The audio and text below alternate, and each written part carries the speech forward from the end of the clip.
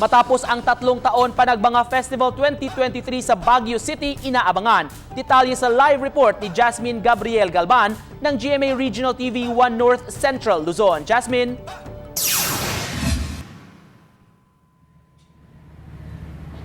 Nico, handang-handa na ang lahat para sa selebrasyon ng Panagbanga Festival 2023. Sa katunayan, sinisimulan na ang paggawa o yung pagdisenyo sa mga karosa na bibida o highlights ng Grand Float Parade.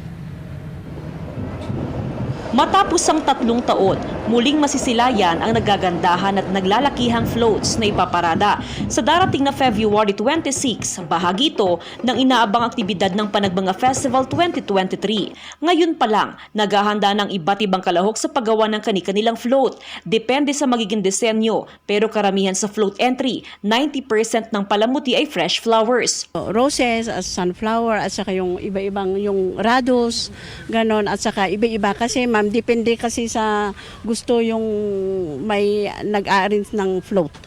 Hindi pare-parehas ma'am, iba-ibang klase. Ayon sa Baguio Flower Festival Foundation Incorporated o BFFFI, mahigit 20 karosa ang makikilahok sa Grand Float Parade. Wala namang nakikitang problema sa supply ng bulaklak na gagamitin. Marami, lalo na nung before Valentine's Day, marami. Maaga na nakipag-ugnayan ng BFFFI sa mga flower grower. We do not foresee any problems as far as supply is concerned.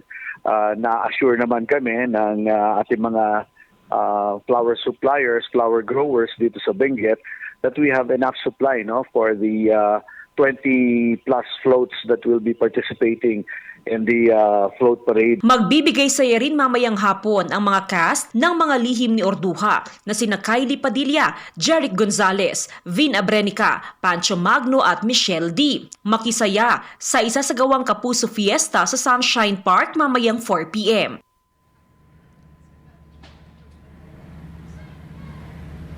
Nico, bilang bahagi ng Panagbanga Festival Celebration 2023, gaganapin mamayang hapon dito sa Sunshine Park ang Kapuso Fiesta. 4 p.m. yan mga kapuso, hatid yan ng GMA Regional TV. Samantala Nico, update lamang ako sa temperatura dito sa lungsod ng Baguio. As of 5 a.m. na itala ang 10 degrees Celsius na minimum temperature na kung saan ayon sa Pag-asa yan ang pinakamababang temperatura ngayong taon. Nico?